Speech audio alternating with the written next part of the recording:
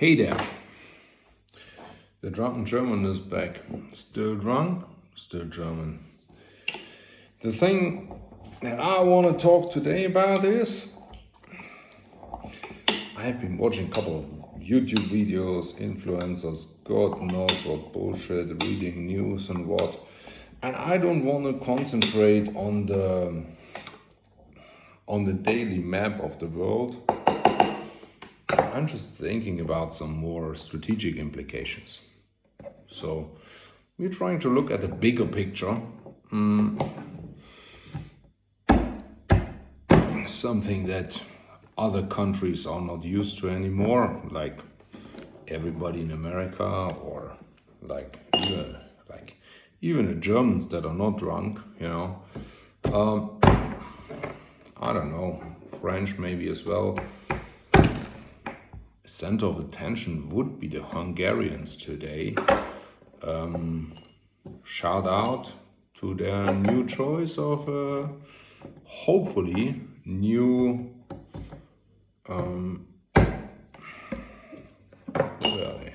president, prime minister, whatever, somebody else than Orban. That would be great.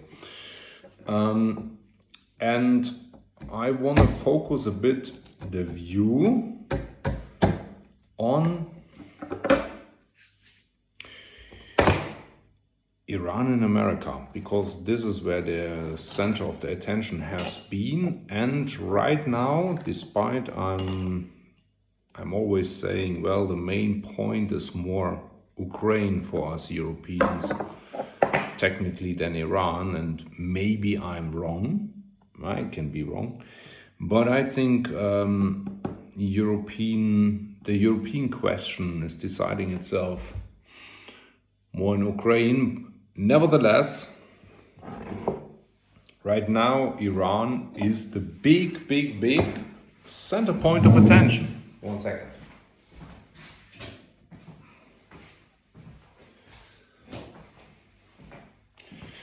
And why is this?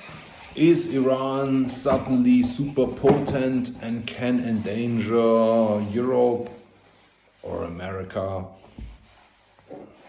or anybody else outside of the Middle East? Theoretically not. They have some long-range rockets. They sometimes can be shot down, they sometimes can't. All very important, and of course very important if you get one on your head. I don't disagree with it, but relative to the threat, well, they're definitely a threat to Israel, they're definitely a threat to their neighboring countries. They're not a threat to Europe, I think, at this stage. They're not a threat to America. We are not happy if they really want and can have nuclear weapons, but it matters technically less than what Russia is doing in Ukraine to us. That's the reality as well. Not that it's unimportant, it's just that we have something more important. So, when I look at Iran today, then it is for the implications that Iran is having. And Iran found out, took them quite some time, I have to say, but they found out that the Strait of Hormuz is actually a much better way to threaten the rest of the world than a nuclear weapon. Think about it.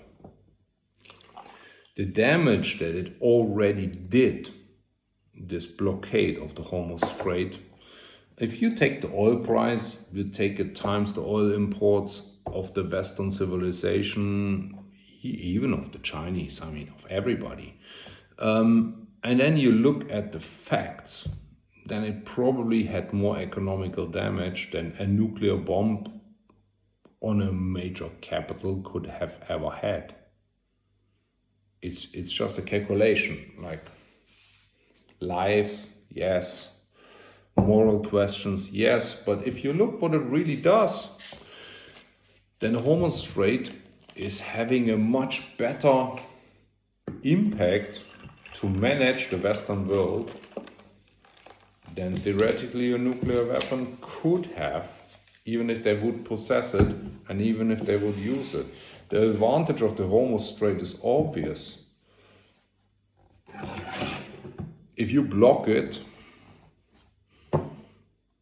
nobody can really do much to you. Or, I mean, it's possible, but what you need to do for it is militarily such an adventure that, let's face it, it's nothing that Europe can do at the moment. And it obviously isn't something that America is willing to do at the moment. And actually, that is the first win of Iran. The first win is to find out that when you escalate the situation, then America is out. They're out. You can win by escalating to that point. And if America wants to win this escalation, then they have to bring much more than 30, 50 or even 100,000 troops down to this narrow corridor. And you know, it don't make sense either, because that's what Iran was already always hoping for. Iran always wanted to have one thing, a possibility to shoot the Americans. And you know what? If you would go there, they would finally have it. And here, Americans, I think, and this is what I don't understand, they seem to underestimate the idea of the drone war. I mean, you can say drone war got invented by the Russians and by the Ukrainians, but technically the first ones who really used drones on long range were the Russians, and they used what they call the Garand 2, and which is technically the Shahid drone, imported models from Iran. Technically, Iran invented the long-range drone war, and we are now half a decade down the road, and America, I tell you honestly, has not adapted to the new threat. Not sure if Israel did. And we are standing here, and I think it's simply difficult. It's simply very difficult to make a military maneuver in the Strait of Hormuz. And I think the Americans realized it as well, and they realized it so hard that they even talked their I know better President Trump out of it, which is an achievement in itself. So, where does it leave us? It leaves us at this moment in a big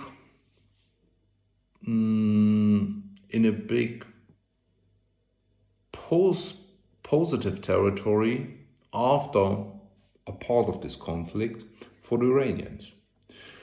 They realize that the Americans do not want to escalate beyond a certain point. They know where this point is and they know why. And obviously, having the Strait of Hormuz is not so much worse than having a nuclear weapon.